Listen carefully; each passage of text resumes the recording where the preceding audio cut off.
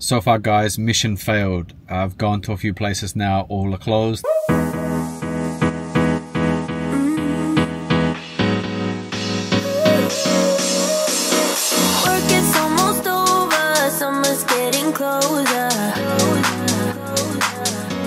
Hey mga Zoobs!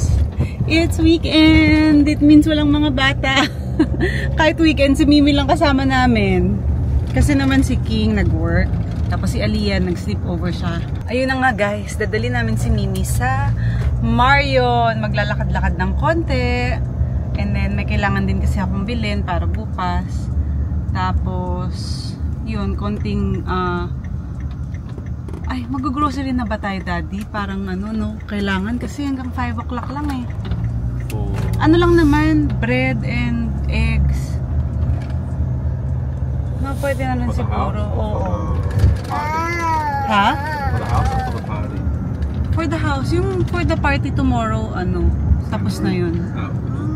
Just do the online. Online na lang. Okay. Save time. Online na lang guys para makaikot kami. And then after this, syempre magja-gym ako. So, are you excited, Memes? Excited na siya. Alam niyo naman, gusto nito lumalabas. Eh, okay lang naman yun kasi kahit saan naman kami pumunta dito, malapit lang lahat. Kaya naman, Marion, here we go! Nandito na kami. Mimi, tanggal ka na. My phone, please. Give it to Daddy na. Let's go. Mario. Mimi, we're going to Marion.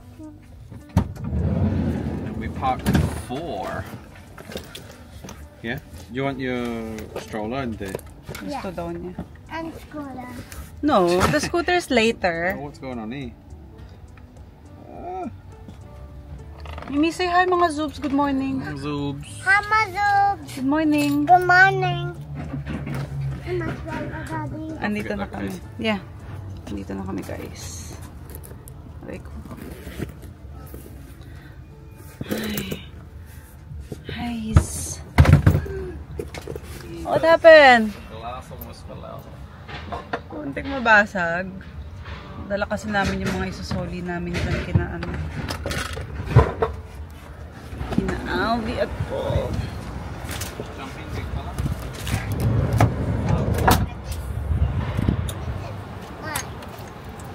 Hindi ka na. How to do it? Ay, nadala mo yung tubig, Daddy? There. Dala ka isang tubig. Ito lang. Okay. Halika na. Yun na ang mall. So, dito kami sa Target dadaan.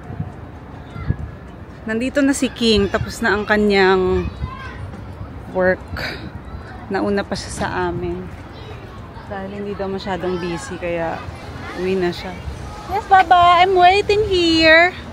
I'm waiting for you.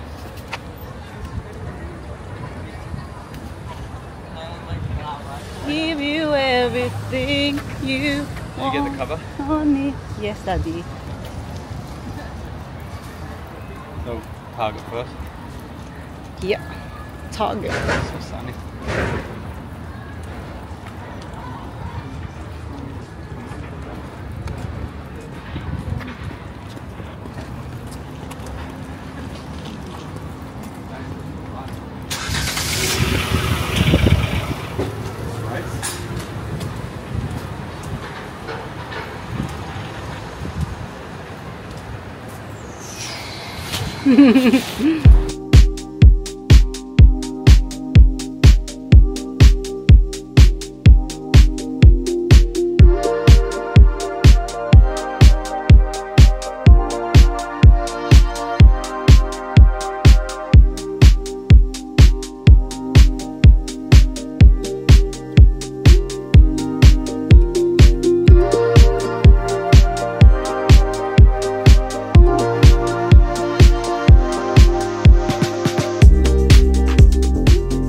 Alright guys, so we are home now. Diana wasn't feeling very well. She's starting to get a little bit dizzy in the mall. So I'm not sure what it is, but yeah, it could be to do with the diet. But yeah, we had a good sleep. So we slept a full, I think 10 hours actually, because we woke up about 12:45. Yeah, we went to the mall as you saw, but as we were having coffee, she started to get dizzy there, and we thought, okay, we'll just go home. So we have headed home, and now, because we're going out later, Alvi has asked me to head out and get some spring onions. So I'm going to head to the local grocery store. I hope it's still open. So I'm actually not 100% sure if it will be, but usually it closes at 8, but it is Saturday. So there's a chance that it's already closed. And I was going to rush, but it's already 5. So if I don't get there, I don't get there. I'll have to find it somewhere else, maybe at a local gas station. So let's go.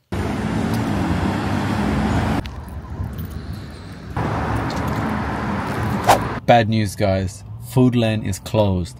So I got to search for somewhere else. I'm probably going to try and do the gas station. So far, guys, mission failed. I've gone to a few places now. All are closed. Apparently the O'Halloran Hill fruit and veg is still open until 7. So I still need to pick up Aaliyah, and I still need to pick up Mum and Mimi, and I'm going to try and get there as best as I can. So we're in a little bit of a rush. Hey guys, so we made it. This is the only fruit and veg open at this hour. So it's 6:15. Yes, baby. Don't play with it. So yeah, this is at O'Halloran Hill. It's like a mum and pop style store, so everything's fresh here.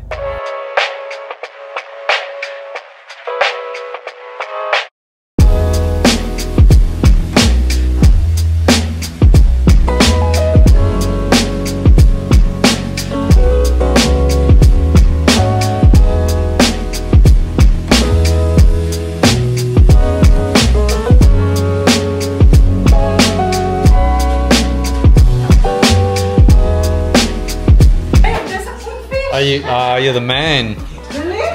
That's our favorite. Would you stay till the morning light? Or would you follow me? Or would you let it be? If I leave tonight, we could do this right. We'll find the remedy. Or would you stay with me now till the morning light? Before you turn away, I just want you to know that I didn't throw your stuff away. Before you make up your mind that I'm nowhere to find, I'm standing right here. I know that I told you we're over. I swear that I'm sober. Just listen, I miss you. And I know that I said all these things, but now when you're with her, I can see that you miss me. Would you stay till the morning light? Or would you follow me? Or would you let it be? If I leave tonight, we could do this right. We'll find the remedy. Or would you stay with me? Ayan. Dito tayo sa maliwanag.